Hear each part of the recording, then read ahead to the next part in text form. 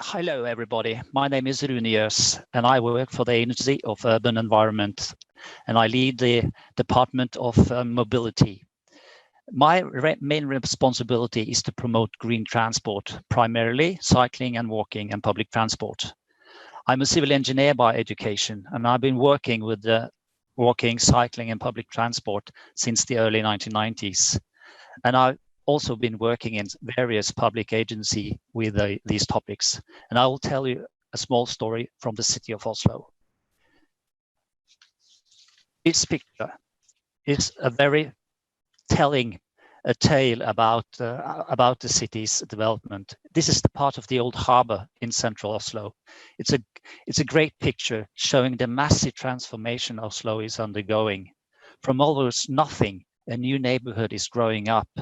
It used to be a huge roundabout here, a roundabout on several levels, a huge traffic machine with several motorways. Now it's giving way to a new city district. And also, this is a picture of Oslo being the green and blue city. Oslo is a bowl surrounded by the green forest and the blue sea. And that restricts further growth to already built up areas. So we have to think smart and also promote smart and efficient ways of transport like walking and cycling. And for those of you who, after the pandemic, wants to visit Oslo, I really recommend you to go to this area, because now you'll find huge cultural institutions. You'll find the opera, which is the small white building, flat building you see left on the right on your picture, but also several other cultural institutions. This is Oslo, 1991. This is City Square. 8 car lanes, ample on-street parking. This is one of the highways in Norway running through the heart of the city. This picture shows the turning point in transport planning in Oslo. This is the last day the motorways ran on-street through Oslo. The day after, the work started reclaiming the space as a new city square. The first pedestrianized streets started to appear in Oslo in the late 1970s, but it was in 1991 that the policies promoting walking, cycling, and public transport really gathered pace. And fast forwarding today, this is the same square. Now, a huge city square, and on the back, you see the 2 iconic towers from City Hall. You should think that Tolkien visited Oslo before he wrote The Hobbit. But today, this city square accommodates festivals, food markets, sporting events, food events, cultural events, and at the most, over 100,000 people can gather there. It's a thriving place, also connecting the city to the waterfront and harbor. Before, you had to force your way over 8 lanes of motorway to reach the harbor. Those days are over. It's a very telling picture on the transformation that has been going on in Oslo over a long period of time. When the car entered city life in Oslo in the middle of the 60s, just like in all cities all over the world, car ridership rode. But one distinct thing happened in Oslo. People continued to walk. People in Oslo has always walked, but despite the introduction of the car, people stuck to walking. On average, 1/3 of all daily trips in Oslo is done by foot. And the figure on your left side shows it broken down on the various parts of Oslo. And naturally, the central city districts have the most walking. Over 39% of the daily travels there is by foot.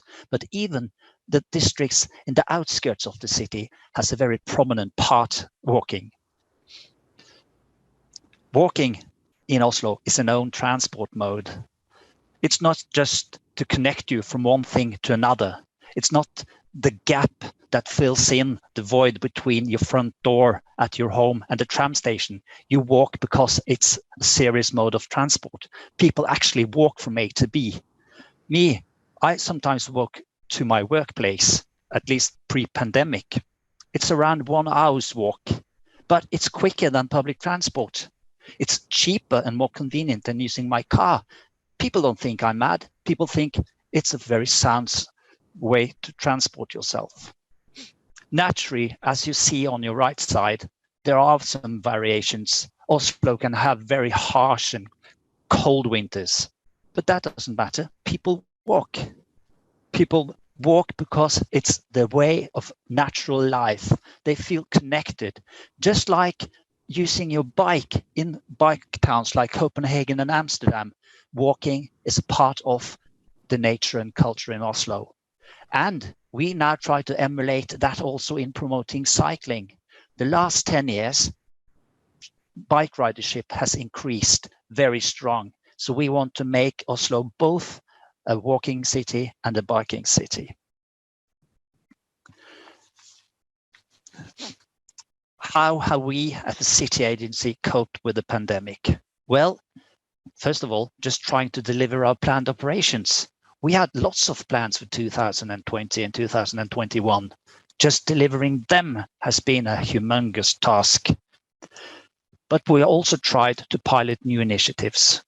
But just maintaining the normal operations has been very demanding. We should, of course, done a lot more. People have been very, very honest, saying we have to do more. Of course, we should have done more. But it has been a very difficult year also for us city officials. And as we see on the left side, there's been some real recorded changes in mobility. Due to the pandemic and to restrict mobility and to stop people getting sick, public transport has really had a poor year, 40% down naturally.